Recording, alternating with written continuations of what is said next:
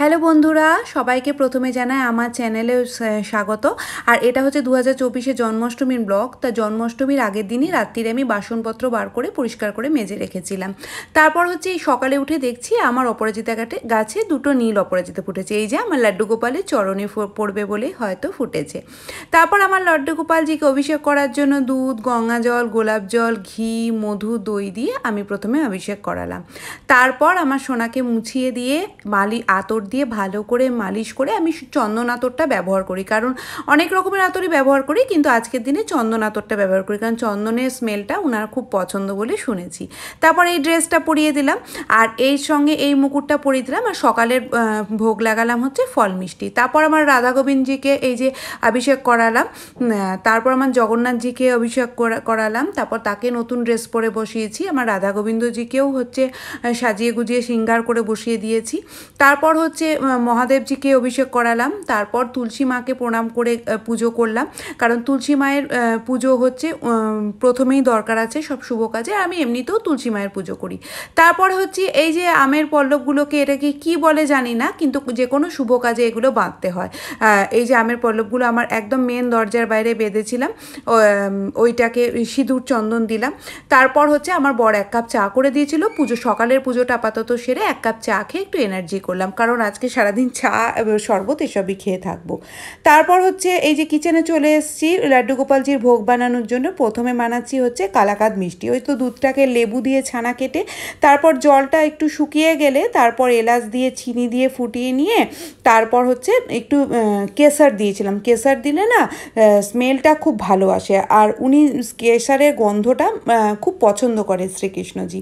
তারপর বানালাম হচ্ছে সুজির হালুয়া, মানে যেটা হালুয়া বলে, একদম ড্রাই করে অল্প অল্প করে জল এটা মিক্সড করতে হয়। একদম আমার না ওই যেটা হয় গলে যায় বেশি সুজিটা, ওইটা আমি একদম পছন্দ করি না। অল্প অল্প করে জল দিয়ে আর লাস্টে হচ্ছে ড্রাই ফ্রুটসটা অ্যাড করি, আর মধ্যেখানে তো চিনিটা অ্যাড করি। আমি দুধ কিছু অ্যাড করি না।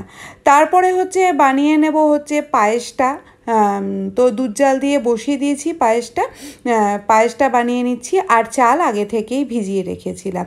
আচ্ছা, তারপর একটা কথা বলি, এই ড্রেসটা কিন্তু আমি প্রায় 4-5 মাস আগে কিনেছিলাম, কিন্তু আজকের দিনে পরেছি। আমার লাড্ডু গোপালজির জন্মদিন বলে কথা, তা আমি তো একটা নতুন ড্রেস পরবো। আর নতুন ড্রেস এই জন্যই পরেছি যে নতুন ড্রেস পরে সব কিছু কাজ, ঠাকুরের ভোগের কাজ যাতে করতে পারি, ছোঁয়াছুঁয়ির কোনো অসুবিধে থাকে না।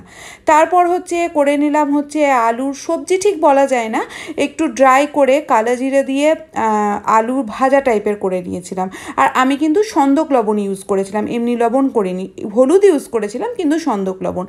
এইদিকে দেখছি এই যে ইনি আবার আমার লাড্ডু গোপালজির যে বসবেন জায়গাটাতে, ওইটা এই যে খাটটা ভালো করে জুঁই ফুলের মালা দিয়ে সাজিয়ে নিয়েছেন। তারপর সন্ধেবেলায় ওনাকে ভোগ লাগালাম হচ্ছে দুধ। তারপর একটু বসে নাম কীর্তন করলাম। এত সুন্দর লাগছিল না আমার, দেখেই চোখ দুটো সত্যি মানে জুড়িয়ে যাচ্ছিল, চোখ ফেরাতে পারছিলাম না। তারপর হচ্ছে আজকে এমনিতেও খুব টায়ার্ড, কিন্তু টায়ার্ডনেসের মধ্যে একটা আনন্দও যেন জড়িয়েছিল।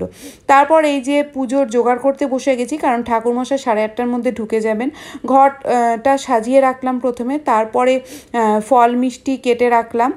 তারপর হচ্ছে নৈবেদ্যের চালটা আগে থেকেই ভিজিয়ে রেখেছিলাম। আমাদের ঠাকুরমশাই বলেছিলেন যে 5টা আলাদা করে, আর কোন ভগবানের জন্য 5টা আমি ঠিক জানি না, মনে হয় গোপাল দাদার জন্যই 5টা, আর একটা হচ্ছে গণেশের জন্য।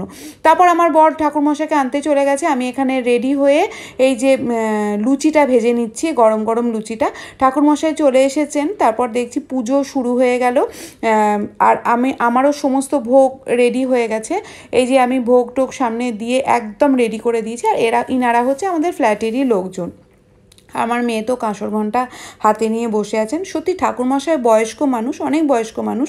আগের বারও ইনি পুজো করেছিলেন, কিন্তু সত্যি কথা বলতে ইনার পুজোতে না মনে একটা শান্তি আসেন। খুব ভালো করে পুজো করেন। আমাদেরকে না আলাদা আলাদা করে অভিষেক করালেন গোপাল দাদাকে আমাদেরকে দিয়ে। প্রথমে আমার বর করলো, তারপর আমি করলাম, তারপর আমার মেয়েকে দিয়ে অভিষেক করালেন। আর আমাদের নাম গোত্র ধরে আলাদা আলাদা করে পুজো করানিনি। তারপর অভিষেক করানোর পরে এই যে গোপাল দাদার রাজবেশ তৈরি, মানে বাদ্রের সন্ধেবেলাকার ড্রেস। এই যে আমার সোনাকে পরে মনে হচ্ছে নজর না লেগে যায়, দারুণ লাগছিল এই ড্রেসটা পরে। আমার দিশায়ও তো কোলে নিয়ে আদর করলো। তারপরে হলো হচ্ছে ওনার পঞ্চপ্রদীপ দিয়ে আরতি, তারপরে হলো কর্পূর দিয়ে আরতি। তারপর আর ভিডিও সেরকমভাবে করা হয়নি, কারণ লোকজন তো সবাই তো পছন্দ করে না। তারপর সবাই চলে গেছিলো। আসল এক্সাইটেড জায়গা হচ্ছে এইখানে। তারপর হচ্ছে গোপাল দাদাকে আমি ড্রেস মেস খুলিয়ে এই যে 12টার সময় জন্ম হবে বলে 11টার দিকে এই যে একটা বাসনের মধ্যে একটা কয়েন দিয়ে ফুল দিয়ে ঢেকে চোখটা বন্ধ করে শুইয়ে দিয়েছিলাম শশা দিয়ে।